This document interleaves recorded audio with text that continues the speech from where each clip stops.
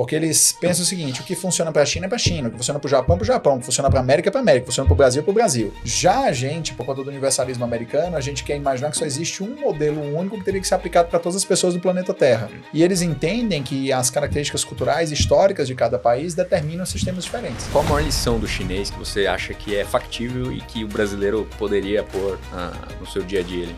Se as nossas lideranças dissessem, olha, nós estamos aqui, nós vamos chegar aqui, os passos são esses. As pessoas entenderiam, não sei se o Congresso colaboraria, o Judiciário com certeza atrapalharia. Mas, se as pessoas sabem de onde elas vão, para onde elas chegam, confiam no líder para fazer isso, elas embarcam. Você acha que esse modelo chinês, ele coloca em xeque nossa democracia ocidental no sentido de ser o melhor modelo? Não é que o sistema chinês seja melhor ou pior, é que por conta de uma polarização causada por políticos interessados em obter a vitória, nós perdemos a capacidade dos grandes consensos. O Ocidente demorou a entender a China? Hoje no Seducast a conversa não é sobre o futuro, é sobre quem já está moldando o presente enquanto o resto do mundo ainda está distraído. Durante décadas o Ocidente acreditou que entendia o jogo global, mas silenciosamente um país jogava outro jogo, com outras regras, outro tempo, outra mentalidade. A China não pensa em anos, pensa em gerações. Não reage ao mundo, ela o reposiciona.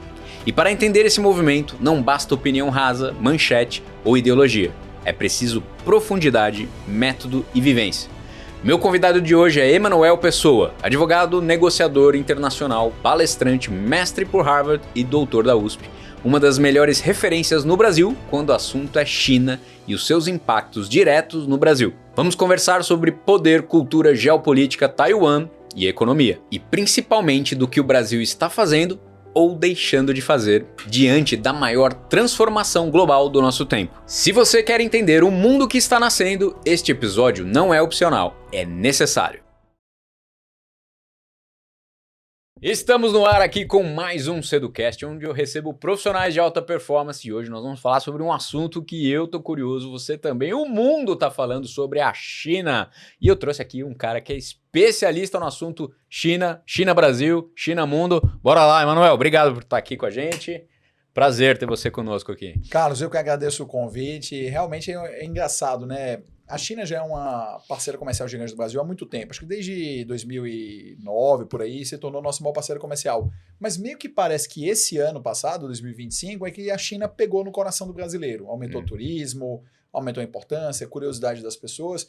E eu acho que quando você traz esse tema legal, para desmistificar muita coisa. Porque, nossa, você tem que ver o que eu recebo de pergunta em rede social. Se você comia cachorro, se as pessoas são pobres, se o chinês é escravo. Então são as coisas que as pessoas ainda têm as imagens que foram divulgadas por filmes dos anos 70 e 80. Então, quem assistia a Sessão da Tarde ainda vê a China de uma maneira muito estranha. Chinês. É muito distante, né, da nossa realidade, Total. Oriente ali. A gente tem, né, toda uma formação de sociedade ocidental, a influência Europa, Estados Unidos, e lá tá realmente muito distante da nossa realidade e é muito diferente, né? É, bastante. Então, Outro planeta. É outro planeta mesmo, né? A gente estava conversando no off, eu fui para o Japão, que já é outro planeta, né? A China é mais A ainda. China é outro ainda, até porque é um planeta que está muito à frente, né? Sim. E, aliás, é isso que a gente vai conversar. Cara, me diz uma coisa, de onde começou essa tua... Você tem o trabalho com a China, essa aproximação com a China, e hoje está totalmente inserido no teu dia a dia, né? Cara, é muito curioso, né? As pessoas perguntam como é que você foi parar na China, né? E aí, assim, se eu tô de mau humor e é uma pergunta meio tosca, eu falo fui de avião. Aí a pessoa já entende que não é a conversa. Mas, a rigor, o que aconteceu é o seguinte, eu tinha um amigo que ele estava trabalhando na China e fazia muito tempo que eu não via. Ele tinha tido alguns problemas, eu tinha dado uma ajuda para ele quando ele precisou sair do país para procurar emprego, essas coisas. Ele estava na China, estava se dando bem, eu mandei uma mensagem para ele brincando, né? Apareceu nas redes sociais. Que era isso aí? 2023, mais ou menos. Tá. Aí eu mandei uma mensagem para ele assim, me leva para a China, né? Brincando. Aí ele perguntou assim, você quer mesmo? Aí eu, cara, sempre quis ir à China, acho a China sensacional, já tinha estudado a história da China. Quando eu era pequeno, sempre tinha em casa o Almanaque Abril, né? Você também deve ser dessa época. Eu lia, eu adorava ler o Almanaque Abril, história dos países, moeda, capital, essas coisas. E a China tem muita história, né? E aí tinha lido muito sobre a China, enciclopédia britânica, Barça, Delta La Russa, essas coisas. E eu tive a sorte que eu fiz colégio militar, né? Então, colégio militar, eu sou de Fortaleza. A gente tinha estudo de história do mundo, estudava um pouco a história da China. Não muito, mas estudava, Passou mais do que a maioria dos China. colégios. Então, eu sempre tive essa curiosidade. Então, quando ele falou isso, lógico, por que não? E aí, poucas semanas depois, vem um e-mail de uma instrumentalidade do governo chinês, né? Do Ministério das Relações Exteriores do governo chinês, uma instrumentalidade deles, marcando uma entrevista. É sério? Ele, sim, é sério. E aí Ele ativou lá. Ele ativou os contatos dele. Ele é uma pessoa bacana. E aí eu fiz a entrevista, fui aprovado na entrevista, me fizeram a proposta de trabalho, pensei um pouco, aceitei, e aí eu passei a dar aulas, Economia Internacional e Direito Internacional na Waijiao Shuiwan. A Waijiao Shuiwan é o equivalente da China ao Instituto Barão do Rio Branco, que é a casa que prepara a maior parte dos diplomatas do Brasil. Legal. Então, a Waijiao Shuiwan, ela formou mais de 600 embaixadores até hoje para a China. Então, a maior parte do corpo diplomático chinês vem dessa instituição, que inclusive o estudo efetivo dos diplomatas também é lá. Então, eu pensei, poxa, excelente oportunidade, vou estar no centro das informações, centro do poder decisório de nível internacional do governo chinês. E aí eu fui, e brincadeiras à parte, assim, foi uma experiência muito legal. Você consegue se aprofundar, entender o pensamento chinês, desmistificar muita coisa e entender para onde eles vão. E aí, quando eu voltei para o Brasil, depois, porque meu contrato durou 2 anos, né? Desses 2 anos, por questão da época que estava tendo alterações na questão de visto, acabei trabalhando o primeiro semestre online, eu voltei e aí eu resolvi, cara, é um conhecimento diferente. Eu tinha sido advogado de muitos influenciadores digitais, alguns deles muito bacanas, Felipe Rosa, por exemplo, que me convenceu, cara, você precisa falar mais sobre isso. E aí eu passei um tempo relutando e acabou acontecendo e hoje vai. Então tá pegando, tá indo bem. E é uma coisa que eu me arrependo, né? Porque eu comecei a fazer televisão em 2020. Em 2020, 21, 22, eu tenho mais de 1.800 reportagens em que eu participei, seja na televisão, seja em rádio, seja por meio escrito e reproduções. Né? E eu usava pouco rede social.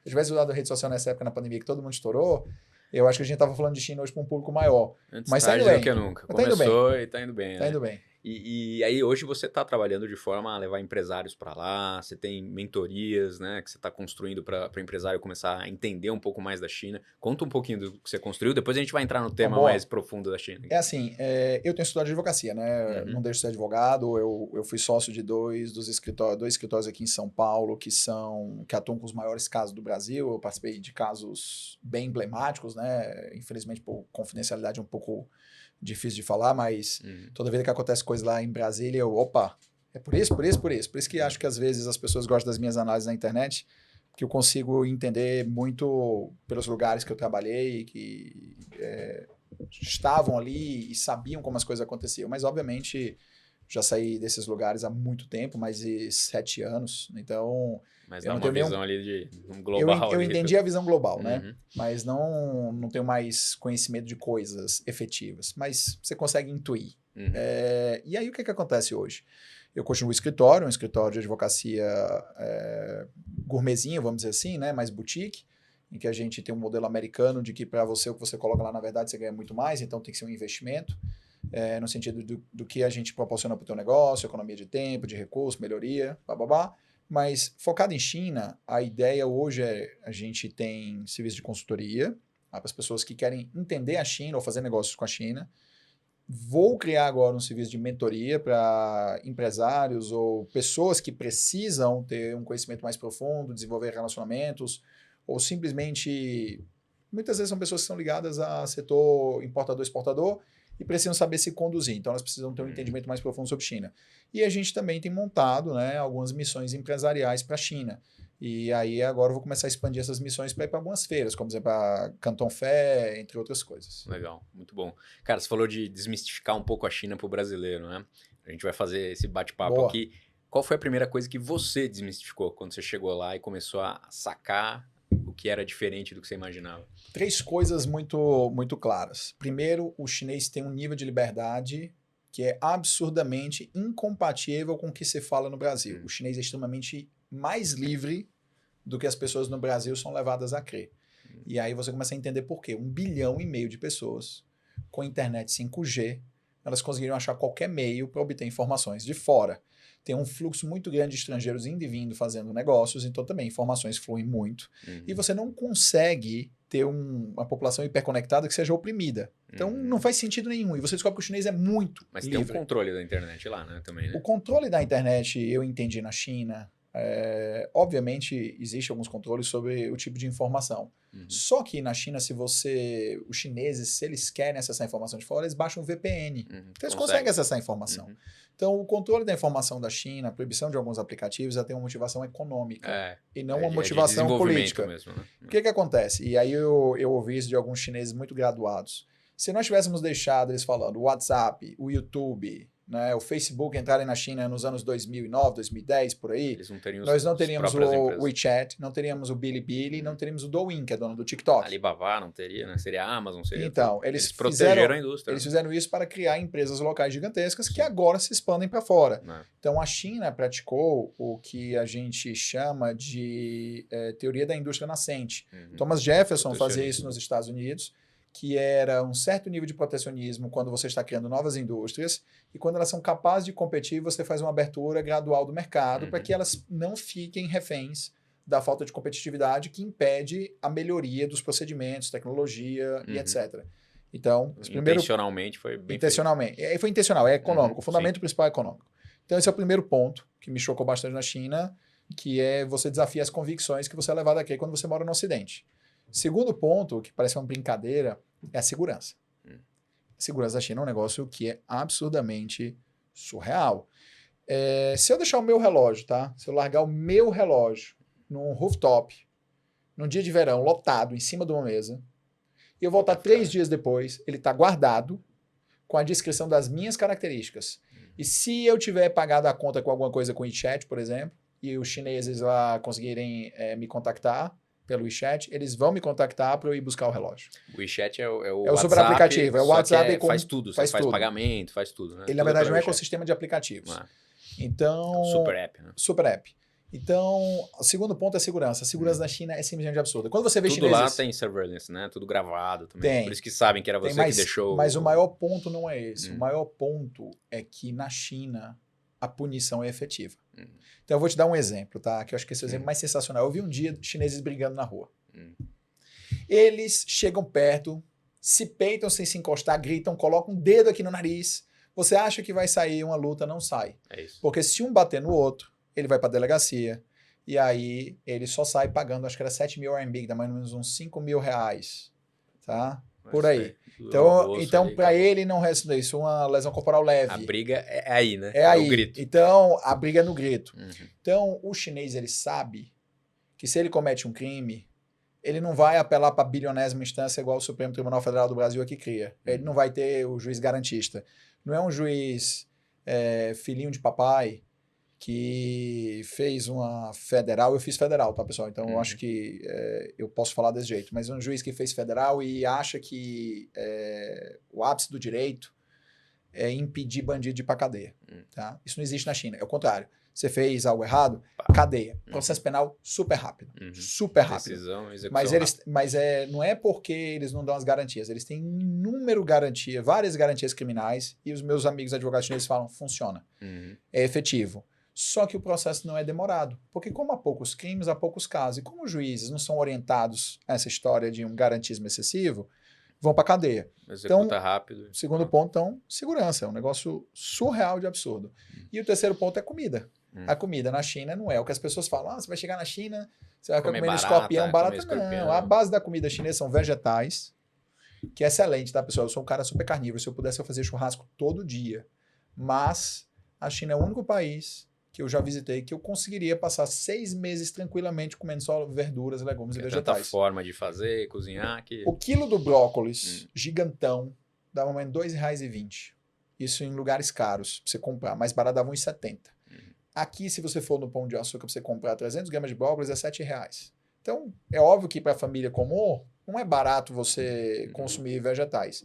E lá você tem um sem número de temperos, formas de preparar, então fica tão diferente. E a comida é boa, a comida é barata, você só não vai ter, assim, não é comum na maioria das cidades chinesas aquele bifão gigante como a gente. O chinês normalmente ele serve a carne super fatiadinha, bem fininha, Porque ou ela é só costume deles, chapeada né? ou ela é cozida no caldo do macarrão ou da verdura, alguma coisa. Então é um outro costume. Uhum. Mas o chinês médio come bem, porque o preço da comida é ridiculamente baixo. E come saudável, né? Eles são saudáveis, né? A Mais do que a população, como é que gente. tá Mais do que lá? a gente. Mas o chinês está engordando. Tá engordando. Muita Vai vindo porcaria, né? Vai chegando. ocidentalização é forte na China. Então, entendi. açúcar. Tá começando a engordar a população. Tá começando. Não, os remédios estão aí para as canetinhas vão resolver Os isso aí. chineses aí estavam tentando me convencer a trazer a versão chinesa do Monjaro, que era 30% mais eficiente, mas agora eu acho que a retratudida, né, que vai chegar agora, já vai bater. Vai bater, porque, enfim. Cara, teve um amigo meu que foi ano passado para a China e ele voltou maravilhado e tá me convencendo, e na nossa conversa já tava me convencendo de ir para lá também, né? Eu tô há um tempo querendo ir. E ele falou que ele tava conversando com uma chinesa e ele tava conversando sobre democracia com ela.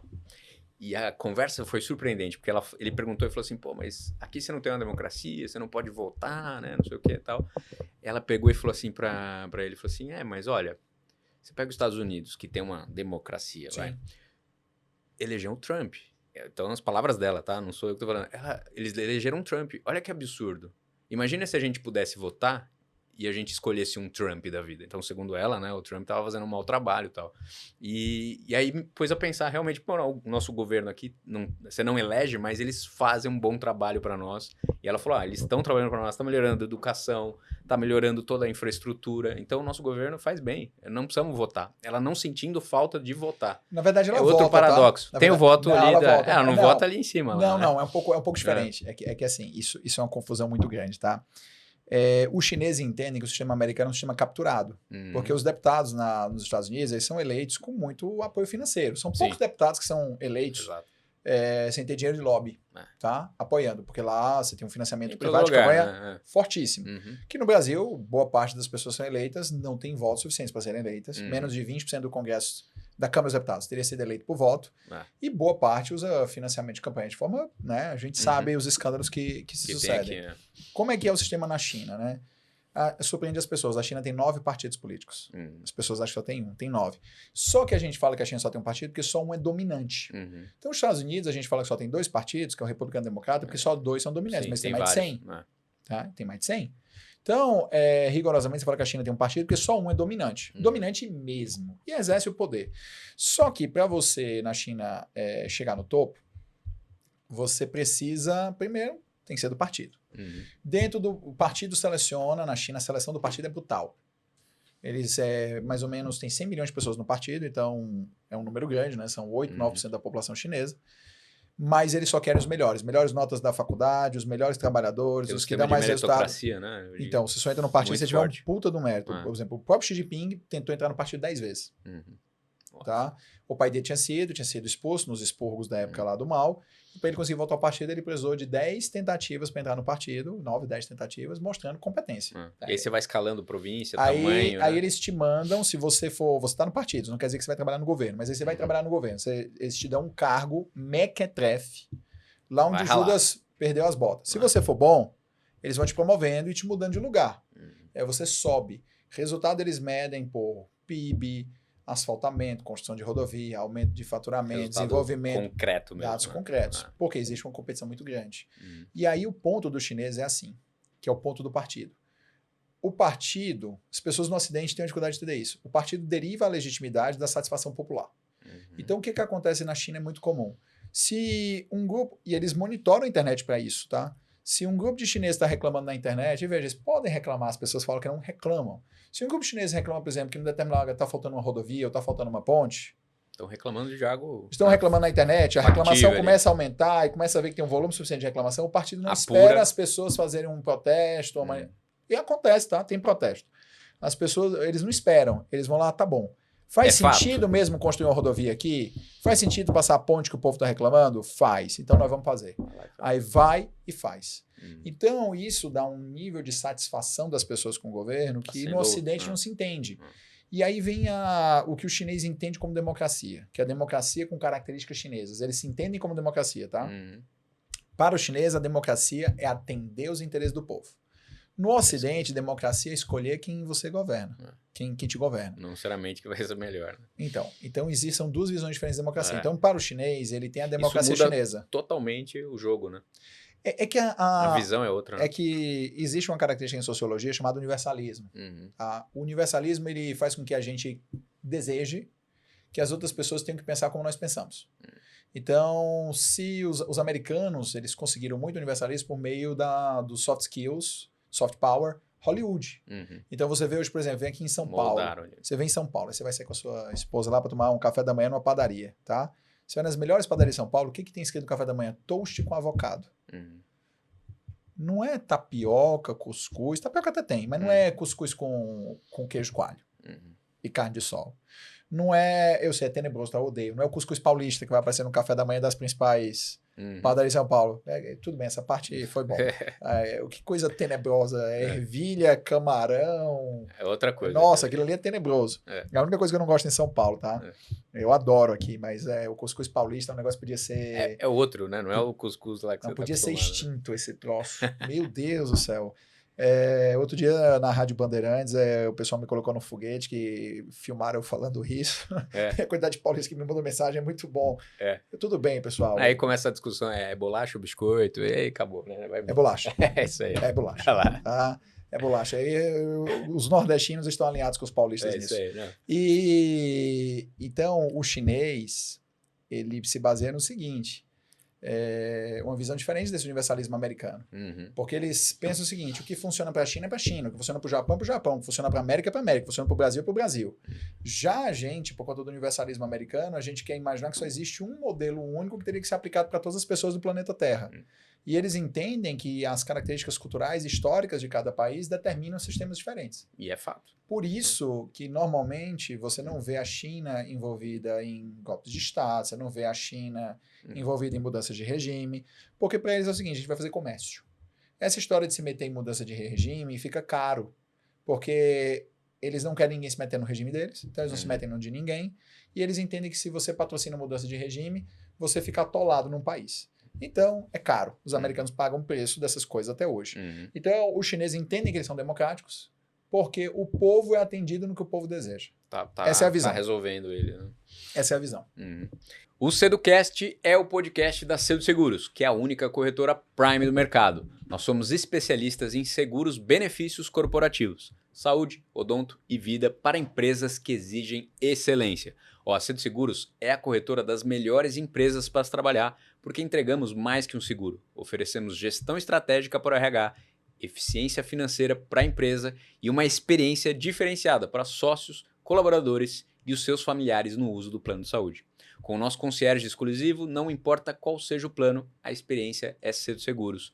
Porque não basta ter o melhor plano de saúde, você precisa ter a melhor corretora ao seu lado. Sedu Seguros, a única corretora Prime do mercado. Cara, mesma coisa, o que você achou que o Ocidente demorou a entender a China? Ainda está tentando entender? Eu acho que é diferente, tá? O Ocidente sempre podia ter entendido a China, só que, e aí vem o ponto, né? Aí eu vou te fazer uma pergunta. Você tem muito cacareco em casa? Cacareco? Tipo rolha de vinho que vem num negocinho, pegadorzinho pra chaleira quente. Por exemplo, aqui, né? Você tem um monte de cacarequinho aqui de decoração, tá? Boa parte disso no passado vinha da China, tá? E vinha muito barato. Porque as pessoas não podiam todo mundo comprar, por exemplo, um carrinho como aquele. Aquele deve ter sido um pouco mais caro, tá bem elaborado. Mas aqueles carrinhos Hot Wheels, bababá, se fossem feitos em São Paulo, se fossem feitos nos Estados Unidos, eles custariam muito mais do que custa na China. Então, o que aconteceu? O Ocidente ele fez uma troca. Queremos aumentar o nosso consumo, aumentar as coisas. Você pode olhar como eram as casas nos filmes dos anos 50. Tinham coisas? Tinham. Mas não tinha um monte de coisinhas, quinquilharia, pequenas coisas que hoje as pessoas vão na Shopee comprar, né? Alibaba aquelas comprar. Coisas que você nem sabia que você precisava e talvez nem precisaria. E nem precisa, mas as pessoas não tinham isso antes. É o consumismo. Porque ali. Você comprava os grandes produtos que podia ser feito em qualquer lugar que tivesse a indústria. Mas esses pequenos produtos fica muito caro fazer nos Estados Unidos. E a China sempre fez. E a China começou a fazer nos anos 80, né? 90. E aí o mundo disse assim, pô, é legal, né? Comprando coisa barata. Foi nos empresa 80 americana. ali que Nos começou? 80. Final dos 70, anos 80. Recentemente, você falou do Hot Wheels, recentemente eu dei meus carrinhos de infância pro meu filho. É isso. Eu vi lá, Made in China. Já tava lá, eu sou dos anos 80, nasci em 81. Eu brinquei com 5, 6 anos e já era made in China. A grande industrialização da China de produtos de consumo começa nos anos 70 com Deng Xiaoping. Então, a partir daí. Dali em diante. Dali em diante. Porque antes, se você olhasse os cacarecos... Era Japão. Made in Japão, depois made in Taiwan. Né? Tá? Então, as importações do Paraguai que a galera fazia nos anos 70 era made in Taiwan. Tá? Então, o que vem disso daí? Vamos falar de Taiwan daqui a pouco também, né? Porque aí é quente o negócio. Não, é muito... eu tenho uma visão muito clara. É uma província da China, ponto. Sim. Tá? E é a visão americana também, só que eles usam uma dicotomia nessa. Tem mas IA a visão... no meio, tem um monte de coisa ali, né? O que tem mais é chip.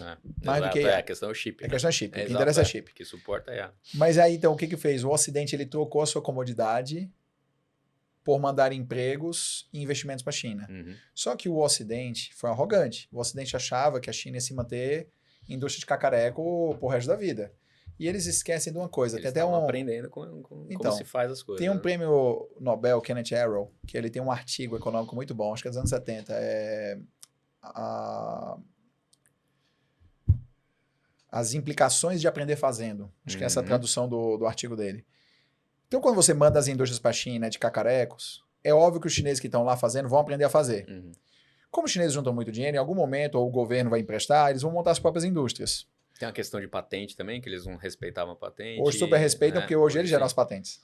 Hoje eles geram tinha que patentear lá, ainda tem isso, né? Você tem que patentear na China também, né? Tem vários pequenos detalhes, mas aí existem coisas que são muito legítimas e que nós erramos. Tá? Então, por exemplo, você quer montar uma montadora de carro na China, estrangeira, ela tem que ser parceira de uma empresa chinesa e você sabe que depois de tantos anos a empresa chinesa pode montar dela. Vai aprender, ela pode, é o contrato. Você quer acessar 1 bilhão e 400 milhões de pessoas? Vem. Essa é a regra. A gente com 215 não faz essa regra. 213, né? Se a gente fizesse essa regra, você gerava montadoras brasileiras em 10, 15 anos. Pois é. E quem não iria querer vir? Você vai perder 213 milhões de pessoas de mercado? Você não vai perder, entendeu? Então, falta pensamento estratégico a longo prazo. A gente não alavanca as nossas vantagens. Parece aquela pessoa nervosa na negociação que entrega tudo. Eu estou usando isso para não dizer que os políticos entregam por desinteresse, né? Mas, enfim. Então, os chineses vão aprendendo a fazendo, vão competindo, vão aumentando a tecnologia, vão absorvendo. E os chineses investem muito em educação. Então, era natural que hoje eles passassem a produzir tecnologias mais avançadas. Esse é o mesmo padrão do Japão. O Japão, depois da Segunda Guerra Mundial, começou também com o cacareco. Depois o Japão foi melhorando a tecnologia. E hoje, as indústrias no Japão são de tecnologia avançadíssima. É o que está acontecendo na China. Antigamente, o produto japonês era visto como porcaria. Os anos 60 era assim, mas 70 já passou a ser alta qualidade. Então é o mesmo ponto que a China está passando agora. Chama padrão dos gansos voadores. Esse é um padrão que ele diz o seguinte, os gansos eles vão em V.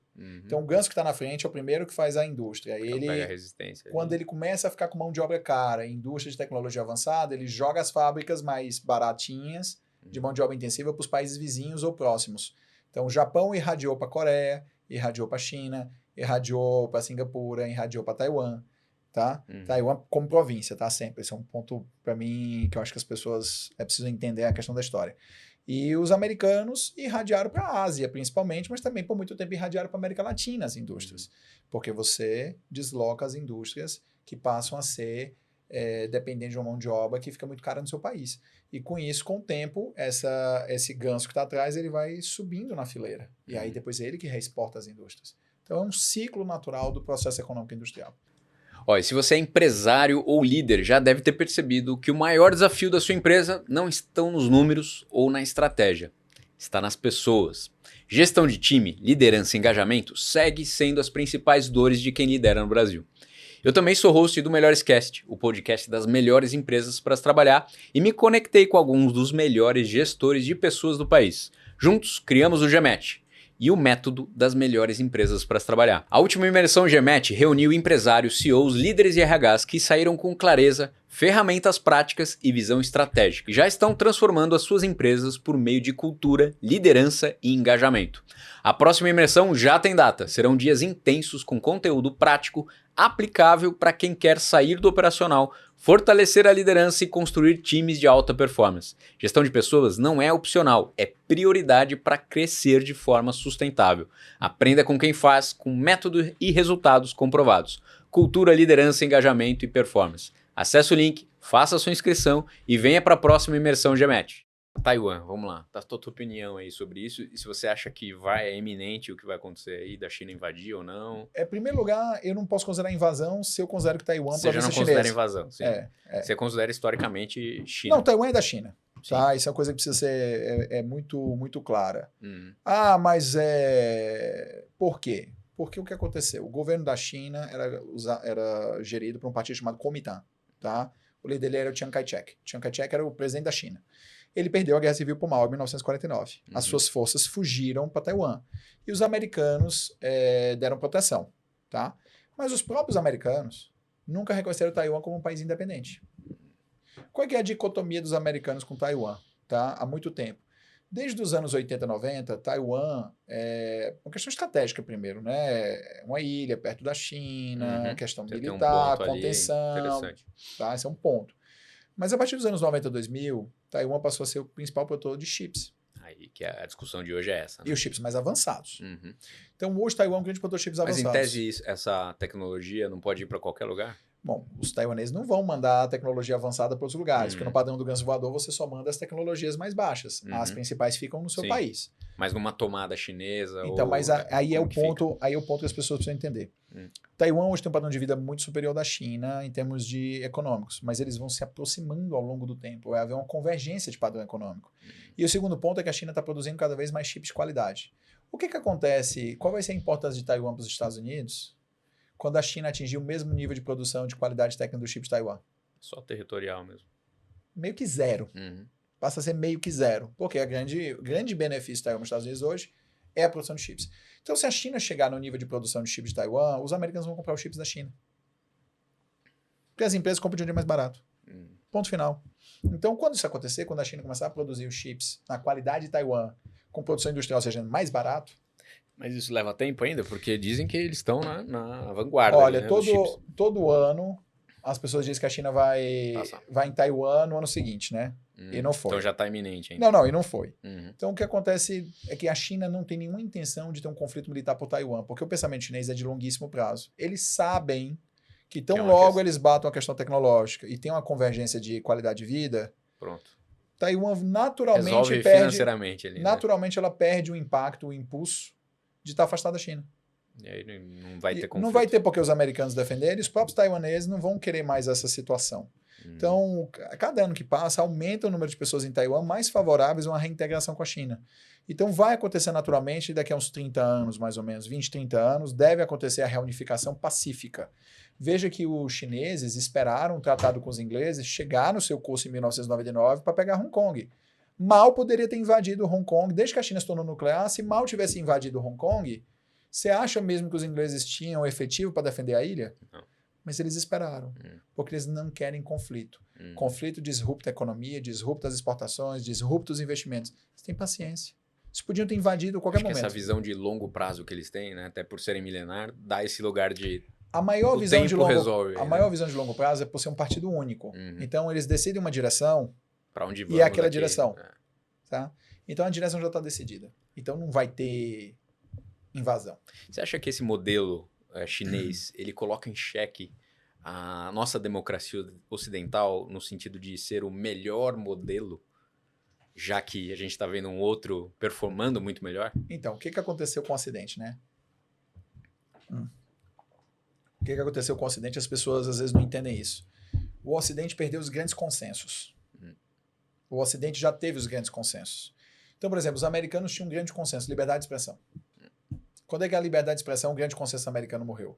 Quando alguns políticos americanos, especialmente nos anos 2010, eles, para vencerem eleições, começaram o nós contra eles. No Brasil, isso vem dos anos 90, mais ou menos, o Lula sempre falava nós, eles. Nunca foi quem são os eles. Nós, eles. Nós, as elites.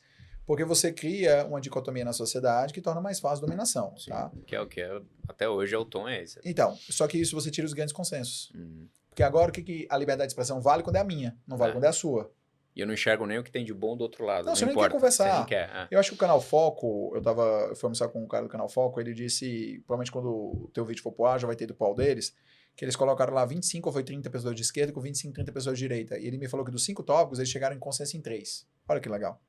Só que quando você olha o nosso espectro político, parece impossível. E aí você vê o seguinte, todo mundo sabe quais são os grandes problemas do Brasil. Eles não conseguem gerar consensos para como resolver isso. E aí a diferença que vai para a China é que a China, a discussão é dentro do partido. Eles discutem arduamente. O que é o mas melhor? Fechou questão, essa é a direção e todos trabalham pela direção. No Brasil funciona assim, a população escolhe a cada 4 anos a rota, mas o partido que perde faz tudo para que o que ganhou não conseguir pôr essa rota em prática. Porque se essa rota for posta em prática e der sucesso, vai ser bom o partido que perdeu não sobe. Então, por exemplo, quando o Lula ganha, quem perdeu tem um incentivo para atrapalhar o governo dele. Jogar contra. E se a turma do Lula perde, a turma do Lula tem um incentivo para jogar contra quem ganha, porque senão eles não voltam. E quem perde somos nós. Então, no final do dia, o que acontece? Enquanto a China tem um planejamento que vai em linha reta, no Ocidente ele faz um zigue-zague, porque cada hora tem que puxar para um lado e um tem que atrapalhar o outro. Então, não é que o sistema chinês seja melhor ou pior, é que por conta de uma polarização causada por políticos interessados em obter a vitória, nós perdemos a capacidade dos grandes consensos. Veja que presidentes americanos sucessivos, democratas ou republicanos, eles tinham uma política comum muito parecida para lidar com a União Soviética. Tinha diferença nos detalhes, mas Reagan, por exemplo, aumentou os gastos militares. Mas quem tinha aumentado antes dele? O Carter, que era um político de esquerda. Muitas vezes ali é mais na narrativa, mas o interesse americano está acima, né? Isso está acabando também, tá? Mas eles tinham um interesse em comum que podia divergir, era o método. Sim. Tá? Mas interesse neles, né? Antes de mais nada. Tinha um método que variava, mas existia um consenso. Hoje esses consensos acabaram. Estão acabando. E por isso é que dá essa impressão de que o sistema chinês seja necessariamente melhor. E não necessariamente é. Porque provavelmente ele não funcionaria aqui. Exato. A questão é essa. Funciona naquele contexto histórico, aqui povo. Aqui não funcionaria. Aqui não funcionaria. Contudo, não tem como. Contudo, a gente precisa ter a capacidade de resgatar os grandes consensos. Isso é o mais importante. Se os grandes consensos são resolvidos, é questão só de filigrana de método. Que não afeta tanto o resultado. Pode ser que o resultado, em vez de ser 100%, vai ser 99%, 95%, 97%, 90%. Como está hoje, não dá 30% do resultado que se espera. É o grande dilema também, né? E a gente não tem essa visão de construção de país, não tem, de longo prazo. Não, e você vê o seguinte, o que se faz para se fugir das grandes discussões? Vai discutir banheiro. O que não é o que vai discutir banheiro. Se, por exemplo, um transexual tem que ir pro banheiro masculino, feminino tem que criar um novo banheiro. Eu não estou dizendo que para eles a questão não seja importante, mas não são as grandes questões nacionais. Não é o que vai gerar emprego e desenvolvimento para a maioria das pessoas, mas é o que domina o noticiário, é o que domina a rede social, é o que domina as discussões, é o que domina a mesa do bar, é o que domina o Congresso. Porque é o interesse da narrativa, né? Tudo não, é o interesse da polarização. Manter a polarização. Porque aí quem é a favor e contra, você vai votar em alguém por conta de uma bobagem dessa. Bobagem, de novo, não é porque não é importante para essas pessoas. Mas não é isso bobagem que vai porque não é isso que resolve o país. Exato. Tá? Então é uma questão secundária diante das grandes questões nacionais. E é essa questão que foi perdida dos grandes consensos. Porque aí se você consegue resolver os grandes consensos, você consegue dar importância para questões que, embora importantes para grupos específicos, são menores para o conjunto nacional. Mas aí quando você pega um contexto nosso de extrema corrupção, é interesse que mantenha esse. Mas é exatamente isso. São os políticos, assim. São os nossos políticos para benefício próprio, eles fazem a gente perder os grandes consensos e discutir idiotices. A melhor coisa é manter isso aí, né? Total. Né? Cara, sobre essa visão hoje, bem no momento, assim, da Groenlândia que está em discussão, né? Os Estados Unidos querendo tomar, o Trump sinalizando que vai tomar. É uma rota super importante para a Rússia e para a China, né? E ali, por isso o interesse dele, além de terras raras que tem ali, né? O que você acha que deve acontecer nesse sentido, assim? Cara, eu fiz um post recente em rede social, esse post bateu 2.300.000 visualizações. Esse post, assim, voou no nível que eu fiz assim, eu pensei, esse post vai bem, mas eu não achei que ia ser... Groenlândia? Groenlândia, ele bateu tipo 1.200.000 pessoas em, sei lá, 24 horas. Foi surreal. Agora é a discussão do momento, né? Então, mas tá lá em Davos, lá falando. Mas foi por outro motivo que bateu. E aí foi onde vai. A visão comum, até então, da mídia brasileira é de que o problema da Groenlândia para o Trump tinha a ver com a Rússia, porque a Rússia é um país que tem bases militares no Ártico, ela está ligada ao Ártico, e as rotas, né, e as rotas de guerra mais fáceis para você ter uma passagem da Rússia para chegar atacar os Estados Unidos seria passar pelo Ártico. Só que é errado, porque a Rússia é uma população decrescente. Eles vão encolher quase 30% da população até 2050. Eles vão ter muita dificuldade de governar o próprio território. Tem fuga de cérebros. A morte...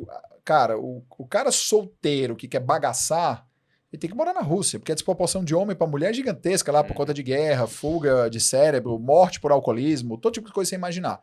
Então a Rússia tem problemas muito sérios que vai impedir que a Rússia efetivamente consiga expandir Até naquela região. querer algo no ou até sentido de querer realmente conflito, uma guerra, né? exato. Não faz sentido para os Estados Tá Unidos. brigando com a Ucrânia ali, que é outra coisa, Porque né? aí é sua área de esfera de influência Territorial direta. ali, né? É outra conversa. O ponto é a China, que já se declarou um país quase ártico, mesmo estando super longe do Ártico. Por quê? E aí é onde as pessoas não entendem. A maior parte do comércio da China passa por um lugar chamado Estreito de Malaca, que fica na Malásia.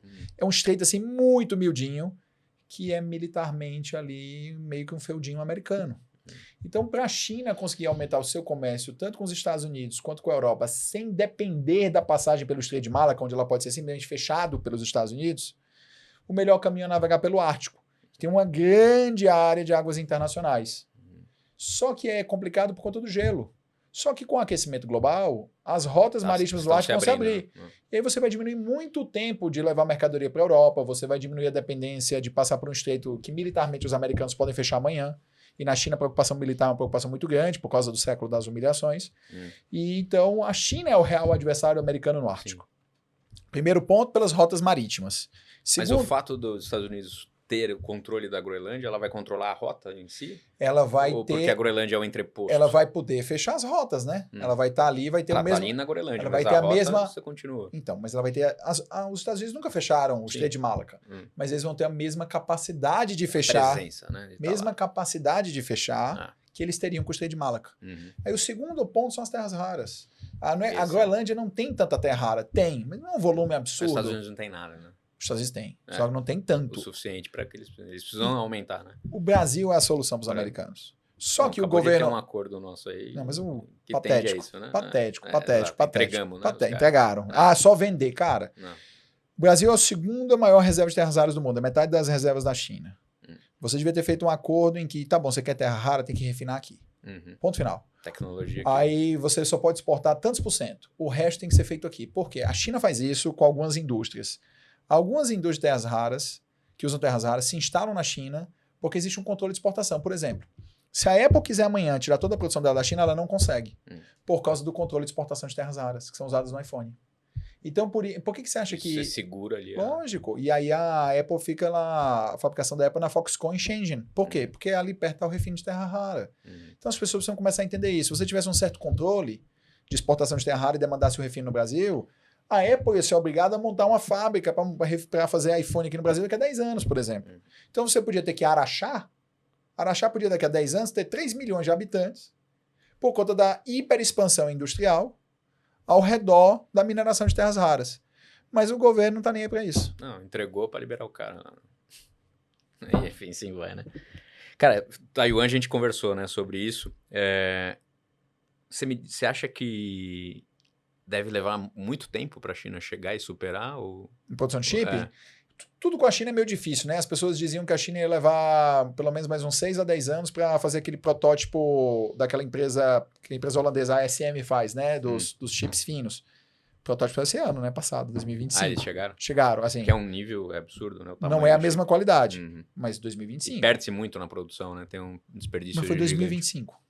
Então, 6 anos antes, 6 a 10 anos antes do previsto. Não dá para desconfiar. Não dá porque é o seguinte, muita coisa na China é projeto secreto. E muita coisa na China não chega aqui. Quando lança, ninguém sabia que eles já estavam fazendo. O DeepSeek. Uma bela de uma surpresa, né? Quem imaginava? Então, as pessoas falam, a China talvez leve 10 a 15 anos para chegar nesse nível de produção de chip. Talvez leve 5. Você não tem como saber. Mas fato é, quando houver a convergência de padrão econômico e a questão de chips em Taiwan se tornar economicamente irrelevante para os americanos, acaba todo o interesse. O que vai acontecer? Os americanos só vão continuar vendendo armas, porque eles também vendem bilhões de dólares de armas para Taiwan. Só que vai chegar num ponto que para os americanos é muito mais importante comprar o chip barato da China do que vender armamento para Taiwan. Nesse momento, os americanos vão parar de ter essa postura dúbia Taiwan-China. Muita gente falando da China passando os Estados Unidos, né? Tem essa curva ali. Você acha que é próximo isso? Leva um tempo mais? Depende do que é passar para você. Então, em termos de economia, você é a maior economia do mundo. Depende do que é termos de passar para você. Tem um critério econômico chamado dólar PPP, que é paridade do poder de compra, tá? Então, na paridade do poder de compra, a economia chinesa é 1/3 maior que a americana. Tá? Já é. Como é que é esse critério para a gente entender? o preço das coisas na China é muito mais barato que nos Estados Unidos. Tá? Tudo. Consumo já. Não, tudo é mais barato. Tá? O melhor exemplo é o McDonald's. Você vai comprar o número 1 nos Estados Unidos, em Nova York, é $14,17, se eu não me engano, o número 1, que aqui em São Paulo acho que é 50 e poucos reais, coisa assim, né? Eu não tenho filho, então você vai saber melhor do que eu quanto é. Não, os meus nem vão. Né? Que bom. E eu não vou também. Que bom. Mas aí quem estiver assistindo a gente vai ter uma ideia que é mais ou menos uns 50 e poucos reais, tá? Na China é mais ou menos $4 o número 1 para pedir no aplicativo da Meituan, que aqui é Kita, né? Então é mais ou menos $4. Isso quer dizer, mais ou menos, que a paridade do poder de compra chinês-americano é mais ou menos 3, 3,5, 4 vezes. Né? Esse é o McDonald's que eu tô usando. Então o poder de compra do chinês com a moeda dele, no câmbio oficial, não reflete o poder de compra no dia a dia. O poder de compra do chinês no dólar, da paridade de poder de compra, no McDollar, ele é mais ou menos 3 a 4 vezes maior do que revela na realidade. Então, nesse aspecto já. Nesse aspecto. Então, existe um consenso de que, assim, isso no McDollar, mas no dia a dia é menos a disparidade. Então, existe um consenso de que o PIB da China calculado por poder de compra hoje já seria de $40 trilhões. E o americano é de $30 trilhões. Então, no poder de compra, os chineses já passaram os americanos a por 2016 e 2017, na paridade do poder de compra. Mas o nível de consumo americano ainda é muito maior. Então, mas é porque você tem uma população chinesa muito maior. Então, no dólar PPP, a renda da China já é mais ou menos uns 30 a 35 mil dólares per capita. Tá? No dólar nominal é 14 mil. Então, 3 vezes mais ou menos a diferença. Então, o PIB chinês está ali na faixa dos 17, 18 trilhões de dólares, mas o PPP já passou de 40. O desafio agora é garantir que nominal. todo mundo tenha esse acesso. O desafio agora é o nominal. Na verdade, o chinês médio ele tem um padrão de consumo muito bom. Muito bom. Só que eles não consomem mais porque o chinês ele é poupador. A China tem a maior taxa de poupança do planeta, 40% do PIB. O oriental, no geral, ele é poupador. O chinês é o mais 40% do PIB na poupança. Olha isso. 40% do PIB na poupança. Então, significa que o chinês ele tem taxas de juros para investimento ridiculamente baixas. Porque tem muito dinheiro na poupança. Qual é os juros hoje lá? Depende. O juro prime da economia acho que não dá nem 3% do Banco Central chinês. Mas tudo depende do dia a dia. Se você for comprar apartamento, o juro é zero, o juro real. Zero. O juro real é zero. É mais tomar o dinheiro limpo. É que o chinês não tem hábito de parcelar no cartão de crédito como a gente. Cartão de crédito não é uma coisa comum para o chinês. Parcelamento não é algo comum para o chinês. Tudo à vista. Menos, obviamente, quando você vai comprar apartamento, né? Apartamento é financiamento com hipoteca, é um modelo tradicional. Mas, normalmente, o juro real dá quase zero. Então, o chinês ele prefere comprar o apartamento dele do que pagar aluguel. Por isso que a China hoje tem mais de 90% de casas próprias. Pessoas moram em casas próprias. Claro, quando é criança, ele não tem uma casa, chama casa própria dos pais. Eles fizeram uma expansão gigante lá, né? Ainda tem cidades vazias, não? Prédios vazios? Tem. O governo... Porque foi uma bolha imobiliária, né? Que o governo incentivou. Mas eles incentivam para construir e depois derrubar. Gerar emprego. Para manter o emprego e manter a economia rodando. Porque até 2020... Construir e depois derrubar. Até 2020, o setor imobiliário era 25% do PIB. Hoje está mais ou menos em 15%. Diminuiu, né? Era muito. Que essa desaceleração e queda foi uma das razões da diminuição do ritmo do crescimento da economia chinesa, que saiu do índice de 9, 11 para um índice de 4,5, 5, que ainda é um belo índice. Tá? O Brasil cresce 2 quando muito. Então, na China, as pessoas precisam entender que moradia é uma questão social. O chinês tem um grande consenso. Se as pessoas precisam se endividar absurdamente para morar, elas não têm dinheiro para consumir. Não tem dinheiro para consumir. Exato. Então, por exemplo, quando a classe média se aperta aqui para pagar financiamento imobiliário e juros, é dinheiro que não vai para o consumo. Então, a China é uma sociedade que ela estimula muito que as pessoas possam consumir para melhorar o padrão de vida delas. Existe uma preocupação real do governo, que é o que eu te falei lá atrás de democracia substantiva, que as pessoas sintam que a vida melhora. Porque a legitimidade do partido vem do sentimento de satisfação popular. Pessoas insatisfeitas, governo sofre com a possibilidade de protestos, de reclamações, de ter legitimidade questionada. População feliz, governo legítimo. Uma diferença grande em gestão mesmo entre Ocidente e Oriente, não só chinês, mas Oriente em geral, mas destaca muito a China, é sobre o olhar em melhorar o processo. Enquanto o ocidental ele está querendo saber quem que fez errado, né? Essa é uma diferença brutal, né? Assim, de quem é o culpado ou como melhoramos o erro. Na China você até procura culpado também, tá? Em todo lugar você vai procurar culpado. A diferença é o foco. Vai atrás do processo. O foco do chinês é o aumento incremental. Aquela história do todo de 1% melhor, é isso. Ele é real na Ásia. Então, na Ásia, as pessoas procuram o processo. Então, Kaizen, né? Kaizen. Eu vou te dar um exemplo da Toyota, que eu acho que é o mais legal. Uhum. Na Toyota, eles criaram a metodologia dos 5 porquês. Então, deu um problema, você pergunta por quê. Só que, por exemplo, por que esse carro deu problema? Ah, porque porque a peça deu isso. Aí, normalmente, as pessoas vão corrigir a peça. Não, mas por que deu isso na peça? Por que não sei o quê, por quê? Você chega na... Você chega na causa remota, porque senão você não conserta o processo. Então, os asiáticos, eles são excelentes nas tarefas repetitivas, porque eles gostam de processos. Então, isso facilita muito a produção em série, o ganho de escala, e eles têm um entendimento que é um pouco diferente do nosso. Aqui no Brasil, todo mundo quer fazer o que chama negócio da China, um negócio só para ganhar muito. O chinês, ele tem uma margem de lucro baixíssima, então ele precisa ganhar fazendo muitos negócios.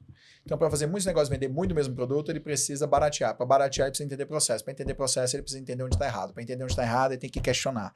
Para isso, ele precisa investir em qualidade. Então, você tem um ciclo virtuoso. Então, aqui... Isso dura, né? Dura. Então, aqui a gente quer um negócio da China, Quer só dar para ganhar tiro. muito. Aqui, restaurante tem mais de lucro de 30% a 50%. Na China, você não vai achar um restaurante com mais de lucro de mais de 10%. É praticamente impossível. Tem que ser aqueles muito sofisticados, muito no hype. O restaurante do dia a dia, ele não vai ter 10% de margem. Tá? É pouco, não assim. Margem de lucro na China é ridiculamente baixa. É volume, né? Volume Tudo é volume. E escala, né? Tudo volume e escala. O que você acha que foi o maior erro que o Brasil está cometendo nesse relacionamento com a China e que daqui a 20 anos a gente vai olhar para trás e vai perceber? Focado em ser apenas uma fazenda. Tá? Eu sou o maior defensor do agronegócio, mas o que acontece? O governo brasileiro ele cria um incentivo negativo para que o agro não industrialize o Brasil. Quem industrializou o Brasil? Café. Primeira industrialização veio do dia do café. Por que a soja não industrializa o Brasil? Para que a soja vai industrializar? Essa é a pergunta mais importante. Para entrar em discussão trabalhista todo dia, para pagar não sei quantos impostos absurdos e impossíveis, para ter um sistema tributário que pune o consumo, porque o Brasil é um dos raros países em que o consumo é punido pelo sistema tributário. Então, os fazendeiros não têm incentivo. Eles preferem simplesmente, vou fazer só o que eu faço, porque eu tenho os benefícios fiscais da exportação das commodities, vou viver minha vida e tchau. Então, o agronegócio hoje não tem incentivo para reindustrializar o Brasil, como foi feito lá atrás. E o que vai acontecer? A população chinesa vai decrescer em quase 50% a previsão até 2100. Então, vai diminuir nosso mercado potencial. Que é o maior comprador nosso, né? A gente vai ter muita compensação vendendo para a África, porque a população da África vai bater 4 bilhões de pessoas, mas os fazendeiros... Tá bombando. Mas o pessoal ainda não está vendo isso. Entendeu? A próxima década é África. E a gente não está lá sabendo vender e aproveitar essa oportunidade. Mas os chineses estão. Então vai cair a população chinesa, vai cair a população do Japão, vai cair a população da Coreia, vai cair a população da Rússia, vai cair a população da Europa, a nossa. Só que eu estou falando de exportação, né? Então vai desabar as exportações ao longo do tempo. E para piorar, é óbvio que entram outros players na competição. Angola produzindo soja, você vai ter a Argentina aumentando a sua produção agrícola, você vai ter países da Ásia com outros padrões de consumo, comida artificial, comida sintética. Então, o Brasil está perdendo o bonde de utilizar esse dinheiro para ser apenas uma fazenda, enquanto esse dinheiro deveria ser reinvestido em inteligência artificial, tecnologia de ponta, reindustrialização. Isso tudo é culpa dos incentivos do governo. E o discurso é que o mundo precisa ser alimentado, sempre vai precisar. O mundo precisa, tudo bem, mas o que você vai fazer com esse dinheiro? Exato. O que você vai fazer com esse dinheiro? Você não tem um incentivo adequado, tá? Porque é um governo que gasta demais, está sempre precisando escorchar mais a população, e aí o que acontece? Você tem os incentivos totalmente desalinhados. Então o Brasil tem poderia ter uma formação bruta de capital alta para fazer investimento, mas não tem, porque não existe incentivo desses empresários a aportarem o dinheiro para absolutamente nada. O incentivo deles é colocar isso em título, CDB, coisa do tipo, ou deixar o dinheiro fora do Brasil, mas nunca fazer reindustrialização. Você acha mesmo que o Blairo Maggi exporta, para ele não seria sensacional montar a fábrica de trator? Você acha que para ele não seria sensacional montar uma fábrica de drone? Para que ele vai fazer isso se a tributação é tão absurda que é mais barato importar? Nós estamos abrindo fábrica no Paraguai, pô. Né? E mandando as fábricas para lá. A Lupo foi para lá. A Lupo foi para lá, várias indústrias. Então você imagina o desalinhamento de incentivo. Então esse é o nosso erro na relação. Todo o dinheiro que a gente está recebendo da China com as exportações era para ser aplicado em reindustrialização e desenvolvimento de tecnologia. Mas só vai virar produto financeiro. Porque o governo que gasta demais, arrecada demais, e aí desalinha todos os incentivos. Então, se a gente voltasse a ter uma carga tributária decente de 20% do PIB, resolvesse a questão da dívida pública, realinhasse a previdência social, coisa que todo mundo sabe que tem que ser feito, e mudasse a tributação do consumo para renda, você teria os fazendeiros do Brasil se tornando os grandes capitães da indústria. Ponto final. Simples assim. Que é o que aconteceu lá atrás, né? Que é o que você falou, né? Os barões do café. Exatamente. Cara, qual a maior lição do chinês que você acha que é factível e que o brasileiro poderia pôr no seu dia a dia ali? Linguagem de autoajuda, né? O efeito dos juros compostos. Hum. A melhoria incremental, os chineses não fizeram tudo em um ano. Foram 40 anos. Mas porque eles tinham direção clara, tomaram os passos, entenderam que o passo que se toma aqui ajuda o próximo passo que tem que ser tomado. Então, existe sim um efeito de juro composto ao longo do tempo. E a gente aqui não quer aplicar a ideia do efeito composto. O chinês teve paciência. Eles entenderam que nos anos 80 eles iriam importar a poluição do planeta Terra. Tanto que a China era hiperpoluída, agora Beijing tem qualidade de vida. Melhorando, né? Não, a qualidade do ar de Beijing é melhor que a de São Paulo. Pois é. É muito superior a de São Paulo. Há 4, Foi a 5 pior do anos mundo. atrás estava Os 10 anos atrás era a pior do mundo, Ah. junto com Nova Delhi, né? Hoje é muito superior a de São Paulo. Hoje ninguém mais precisa usar máscara lá. Você não tem mais esse incômodo. Eles entenderam, vamos importar a poluição do mundo, e eu acho que não sei se foi o Deng Xiaoping ou foi o Hua que falava, vamos ter uma geração sofrendo, para que as próximas gerações sejam prósperas e felizes. Então é o efeito do juro composto. A gente precisa entender que... O sacrifício aqui de hoje, né? A gente precisa ter um sacrifício, mas isso as pessoas entenderiam se as nossas lideranças dissessem, olha, nós estamos aqui, nós vamos chegar aqui, os passos são esses. As pessoas entenderiam, não sei se o Congresso colaboraria, o Judiciário com certeza atrapalharia, mas se as pessoas sabem de onde elas vão, para onde elas chegam, e confiam no líder para fazer isso, elas embarcam. Então, a população chinesa embarcou na tese e chegaram lá. Então, hoje, quando você chega à China, eu vou te falar de uma frase que eu tenho usado muito. A China é tudo que eu e você crescemos acreditando que os Estados Unidos eram em termos de tecnologia, desenvolvimento e preço barato. Eles conseguiram, eles passaram, né? Tudo que você imaginava quando você era criança, que era os Estados Unidos em termos de segurança, tecnologia... Que é o que era preço. na época, né? Não é, já passou. Foi acabando lá nos anos 2010. Uhum. A América foi mudando, né, estruturalmente. Acho que o Covid deu uma bela piorada estrutural nos Estados Unidos. Mas tudo que nós crescemos acreditando que a América era, a China se tornou. Até aquela guerra comercial recente, né? E que não acaba, né? O Trump não acaba essa guerra comercial. Mas ou ele faz isso ou os Estados Unidos Não, cedem ele tá o certo, título mais isso aí alto. Pro lado dele, ele tá certo. Ele tá apertando até o limite ali, né? É. Mas eu digo, vieram uns chineses lá, até foi um ministro lá que veio falar, não tem problema, a gente fica aqui. A gente tem 5 mil anos. Victor Gao. Foi ele, né, que comentou. Victor Gao é o Estados Unidos- vice-presidente do Centro Global de Governança. É o melhor think tank da Ele China. falou, a gente tá aqui muito anos antes dos Estados Unidos. E continuaremos depois dos Estados Unidos acabarem. Continuaremos, tal. Essa é a visão de longuíssimo prazo, né? Não Sim. importa. Vai passar por 100 anos de crise, a gente aguenta. A gente já passou por muito mais, né? Eu acho que essa é a isso, mas isso embarcar para nós é muito difícil. Não. O brasileiro não tem esse Falta olhar. liderança. Não tem. Mas será que é só liderança? Liderança. Também? Mas tem toda uma história nossa aqui. Né? Não, A liderança. gente precisaria ter novas Pega uma lideranças, empresa né? que está com dificuldade. Um puta líder, ele chega para as pessoas e as pessoas aguentam o sacrifício. Sim. A comunicação é tudo. Né? Não é a comunicação. Então, é a mas aí- certeza de que a pessoa tem uma visão Que de vai A para fazer, B e que vai fazer. Então, mas isso, a gente tá muito desacreditado nos nossos políticos. A gente só tem líder de... Eu ia falar uma palavra, né? Pode Mas falar, pode falar. A gente solta um corte, um pi aqui. Só tem líder de... Então, assim... O governo brasileiro...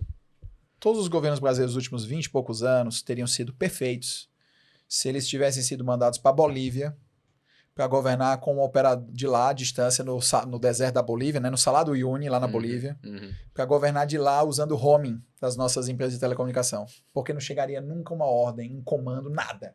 Então, o único país do mundo que provou claramente a frase de Thomas Jefferson de que o melhor governo é o que governa menos foi o Brasil.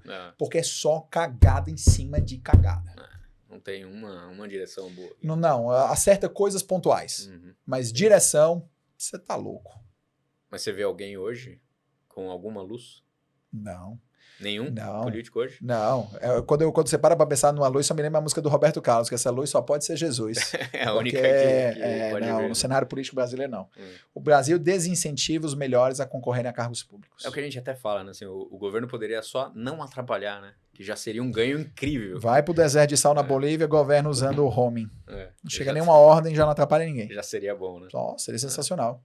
Imagina assim se o Haddad tivesse um piriri de 30 dias e não tributasse a gente por 30 dias. Olha que maravilha que ia ser a vida. Taxade. Vamos lá, pessoal. Vamos servir uma comida ruim aí pro Haddad pra ele ficar no banheiro 30 dias pra melhorar o país. E a gente ainda corre o risco de continuar com esse governo ainda, né? Todos os governos são ruins no Brasil, tá? Todos. Muda a os governos história, federais. muda Não, é que assim, ó, o lado e não existem muda. coisas pontuais positivas. Pontuais. Pontuais, tá? Mas em termos de trajetória, todos eles são fracos. Porque não Todos tem eles um são, planejamento, todos eles um são projeto. incompetentes. Todos não têm projeto de nação. Todos sucumbem ao judiciário, a um Supremo Tribunal Federal que, Deus me defenda, é o maior problema do Brasil. Eu falo todas as televisões. Eu acho que um dia o Supremo vai mandar me prender, porque eu digo todos os dias que o maior problema do Brasil é o Supremo Tribunal Federal, tá? Ele escalou até lá, né? Não é que é insegurança jurídica. Eu não entro nesse ponto da corrupção, não, porque, enfim, se você não pode falar uma coisa, você não pode provar, porque senão você vai preso, é o maior problema do mundo. Mas o problema, para mim, número 1 do Supremo Tribunal Federal se chama insegurança jurídica. Sim. Você não sabe qual é a regra que vale hoje ou que vale amanhã. Aí decide e volta para trás ainda, né? Decisões, né? Volta então, o Supremo atrapalha. Sim. Tá? Se mexe no que não lhe compete. Os 11 ministros, eles fazem política pública. Se não foram eleitos. E os caras não eram não foram eleitos. Não foram eleitos. Esse Congresso, de bosta que é, mas foi eleito. Tá? É de bosta, mas foi eleito. Pelo menos. Mas foi eleito. Tá? E no sistema brasileiro, política pública, quem faz é quem é eleito. E não 11 ministros indicados pelo presidente da República. Isso é surreal. Não, nós estamos totalmente errados aí, né? Na distribuição de poderes. Ali, totalmente. Não tem a menor condições. Cara, você vê o dólar hoje perdendo força. A China, né, construindo uma nova força ali, inclusive querendo descolar cada vez mais o dólar. Os Estados Unidos está gritando por isso, né? Se ele perder o controle do dólar, aí perdeu o jogo. Né? O problema do controle do dólar é que a dívida americana é uma dívida barata de se financiar, embora o juros esteja muito alto para eles, assim, porque eles têm 34 trilhões de dívida, então eles pagam todo ano $1 trilhão, é muito dinheiro dentro do orçamento americano, mas é porque é um juros muito baixo, 3% ao ano, porque eles têm a moeda de reserva, isso é ridiculamente baixo. Imagina o Brasil financiar a dívida pública a 3% tá ao ano. Alto, né, pra eles, inclusive. Então, mas imagina você financiar a dívida pública a 3% ao ano. Pô. Ok, super. Cara, super. E as pessoas continuam emprestando os americanos, mesmo a dívida pública sendo superior a 100% do PIB, porque elas confiam no dólar. Se o dólar perde o papel de moeda dominante, as pessoas param de confiar no dólar. Se elas param de confiar no dólar, elas param de emprestar. E os juros atuais sobem. Então, os Estados Unidos entram no ciclo brasileiro, dívida cara, que afunda. Então, a ideia deles manterem como poder de reserva global é que isso também permite eles terem um poder de influência em outros países e se financiarem barato. Mas hoje o dólar ainda é usado em 59% das transações internacionais. O problema é que até 2020 era 71%. Tá caindo muito. Então, está caindo a média, desculpa, até 2000, 2000 era 71%. Está caindo a média de 0,5% ao ano, tá? E tem acelerado depois de 2022 pelas questões da Rússia. Foi um tiro no pé os americanos tirarem a Rússia do SWIFT, porque ficou para os outros países o seguinte, se nós não andarmos de acordo com os americanos querem, nós perdemos todo o nosso dinheiro. Então, por que a gente vai usar dólar se o nosso dinheiro pode ser travado? Então, os países hoje tentam comercializar o máximo possível com as moedas entre eles, ou alguns países estão cada vez mais comprando ouro, para poder eventualmente fazer essas transações também em ouro. Então, tá correndo, né? A corrida do ouro. A retirada da Rússia do SWIFT foi um tiro no pé, porque acelerou o declínio do dólar. E você acha que ele consegue reverter isso? Não. É um caminho sem volta. Não, é um caminho sem volta porque a economia americana vai deixar de ser a maior do mundo. A economia chinesa em algum momento vai ser a maior. Só que aí é o ponto. Pelo encolhimento da população chinesa, e a população americana vai continuar crescendo pela imigração, tá? Existe a possibilidade de que a China passe dos Estados Unidos e depois os Estados Unidos passe de volta. E aí o grande desafiante em 2070 vai ser a Índia. Porque a população da Índia vai continuar crescendo. Então a população da Índia vai bater 2 bilhões de pessoas. Tá? É previsão.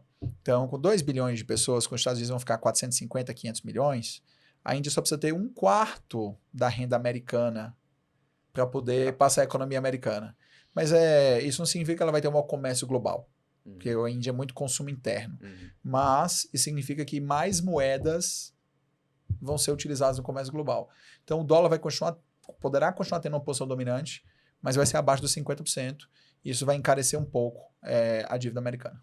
Por isso que o Trump ele quer muito ir para Bitcoin, essas coisas.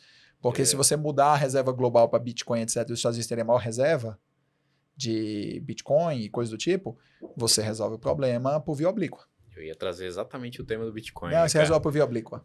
Você resolve por via oblíqua. Você acredita que o Bitcoin sendo a maior reserva de valor, né, passando o ouro? Não do ponto de vista de governos, porque isso tira o poder dos governos. Tá? Mas os governos vão eles estão abraçando, né? Então, mas os governos vão ter reservas estratégicas, porque não pode perder o bonde.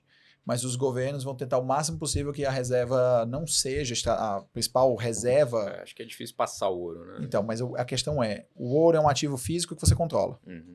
O Bitcoin é um ativo digital descentralizado que o governo não tem muita influência. Sim. Ele só tem A ou não única tem. forma de controlar é ter a sua fatia. Você tem ou não tem. Tá? Mas basta isso, né? Basta os governos Então, terem uma fatia. Então, isso para que eles não percam o momentum, Uhum. tá? Mas rigorosamente, se amanhã você tiver um banimento global de criptomoeda, o que acontece? Não tem como. O que impede? Amanhã China e Estados Unidos entram num consenso que transações de criptomoedas estão proibidas. O que vai acontecer? Pela forma como o Bitcoin é difícil. Um governo pode gongar, mas as pessoas estão usando ela. Então, mas aí não vai ser, você não vai poder usar em transações de importação e transações, exportação. Sim, vai Entendeu? ser outra coisa. Então, ele vai ser uma reserva individual, mas ele não vai ser uma reserva de comercialização internacional. Sim. Tá? Aí é onde está a diferença. Muda, né?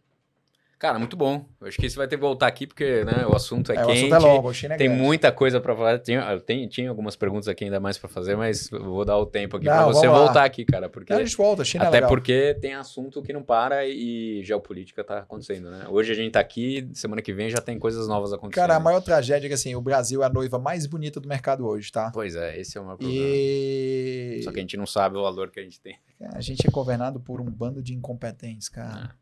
E eu não tô falando só do governo atual, é forma geral, Sim. na administração pública é muito ruim. Não Porque só quem ruim, é como bom, corrupto, né? quem também, é bom, né? cara, não tem espaço. E aí você deixa Esse nas é o maior mãos, problema. Você deixa nas mãos de uns políticos assim, tão mequetrefes, fazer as políticas públicas. O Brasil é a noiva mais bonita do mercado, mais cobiçada hoje. Se você tivesse um pouquinho de inteligência emocional e gente preparada de verdade, o Brasil obtinha tantas concessões americanas e chinesas, que o nosso PIB tá voando 7, 8% todo ano. O Brasil vai estar crescendo 8% todo ano, assim, ó, fácil. Sim. Tá? Ó, fácil. O Brasil é o país hoje que reunia as melhores condições de ser o grande beneficiário da Guerra Fria 2.0. Nós vamos perder mais um bonde e quem está se beneficiando pra caramba, embora não consiga tudo que poderia, é o México. É o México. Que é uma economia ali também grande, próxima ali dos Estados Unidos. Então, porque o México ele recebe muito investimento chinês, porque está do lado dos Estados Unidos, então para exportar para os Estados Unidos, e ao mesmo tempo os americanos têm que investir no México para não deixar cair na mão da China. Então eles estão sabendo Eles jogar. sabem transacionar ali bem e se lógico. beneficiar. E a gente faz o quê? Entrega tudo. Entrega tudo. Por Então, interesse assim, individual. é uma puta de uma incompetência, entendeu? É uma puta de uma incompetência. É assim, é um nível. De novo, manda todos eles pro deserto de sal lá na assustador, Bolívia, né? e governar usando roaming. Vai ser sensacional. O Brasil anda. Tá? Não, é sério, é sério, pessoal. É sério, é sério. Eu acho que se a gente for no zoológico e pegar cada bicho do zoológico e sentar numa cadeira do governo, eles vão atrapalhar menos. Nossa, não tem a menor dúvida. É só não atrapalhar, né? Já seria bom, né? Imagina, é uma potência. É surreal. Quando eu paro, eu converso muito com um empresário grande daqui de fora, e assim, o nível que o governo atrapalha não é nem surreal, é cósmico. Não, tanto que estão fugindo, né? Estão indo para fora mesmo, é isso aí. Não só com fábricas, mas também brasileiro indo para o Uruguai, indo para os Estados Unidos. Fuga de capital e fuga de cérebro. O Brasil é um dos países que tem mais fuga de cérebro. Não, vamos tributar. Vamos tributar os ricos. Aí você olha países que são paraísos fiscais, desenvolvendo, crescendo, economia. Não é questão. Esse não é nenhum ponto. Não precisa ponto. nem ser paraíso fiscal, mas assim, é o incentivo no lugar certo. Esse não é o ponto. O maior ponto é o seguinte: é a maneira que você pune a produção. Tá? Você taxar as pessoas que ganham mais, tá bom. Existe uma diferença das grandes fortunas porque ele dá um problema. Porque esse daria um problema porque tem dinheiro demais, foge o capital. Mas você taxar imposto de renda melhor, tudo bem, tá tudo certo. Cara, ninguém vai se incomodar de ser taxado se está sendo usado. Se você consegue produzir. Sim. Se você consegue produzir. É uma compensação social, tá tudo bem. Mas se você não consegue. Se você vê a compensação social. Mas se você não consegue produzir, você vai produzir em outro lugar. Aí é o pior coisa. Você vai para outro lugar. É o pior cenário, né? Você vai para outro lugar, a Lupo foi para outro lugar, pô. Aí é fuga. Entendeu? Olha um monte de marca brasileira, pessoal. Roupa, made in Bangladesh, made in Índia, made in China, entendeu? Made in Paraguai. A gente produz lá. Cara, tem quantidade de costureira absurda no Brasil para costurar. Mas e aí? Entendeu? Pune-se a produção. O Brasil é um país que pune a produção. Quem quer construir, quem quer produzir, né? Enfim. Manuel, pergunta que eu sempre faço aqui no final, cara. Para você, o que é mais importante? Ó? Disciplina, execução ou foco? Foco. Foco para você é o meu principal valor. Sabe por quê? Eu tenho TDAH. Então, eu tenho... Segunda pessoa que vem aqui e responde foco por causa do TDAH. É o que me é o muitas vezes atrapalha. É o que foco. a atenção tua tem que estar no foco. o Teu foco. foco tem que estar em foco. Então, se você não tem foco, Uhum. você não tem disciplina. Uhum. Se você não tem disciplina, você não executa. É. Então, para mim, o foco é o primeiro. Tem gente que vai dizer que com disciplina você consegue ter foco. Então, é meio que Isso autorreferenciável. aí, cada um tem uma história, exato. É. Só que assim, eu Dentro vou pela do minha teu- dor. É assim. A minha maior dificuldade é foco. Uhum. Então, eu penso no que me dói. A minha dor, onde a Onde porca a tua aperta o atenção tem que parafuso, estar ali. é o foco. Legal. Ah. Então, você leva pra casa teu totem Opa, aqui do obrigado. foco. Ó. Esse é o teu totem aí de valor aí. Obrigado. Já coloca na mesa lá, pra você sempre lembrar dele. Quer mandar um recado aí final? Quem quer ir pra China com ele aqui, ó, tá levando empresários. Vamos lá, pessoal. Quem quiser ir para a China... Qualquer interesse, né? Quem quiser ir para a China fazer uma missão empresarial, Legal. me procure. Ou, eventualmente, uma consultoria estratégica. A gente vamos levar uma turma, né? Vamos fazer uma Vamos missão fazer uma aqui. turma, vamos fazer uma missão. Bora. Obrigado pelo convite, foi muito legal. Obrigado. Acho que são temas que normalmente não conseguem ser abordados num ambiente diferente, né? Porque são muitos temas. Então, Uhum. obrigado pela oportunidade de trazer tantas coisas. Eu que agradeço, parabéns aí, sucesso aí na sua missão Brasil, China e mundo aí. Opa, obrigado. Tudo bom. Até a próxima, pessoal.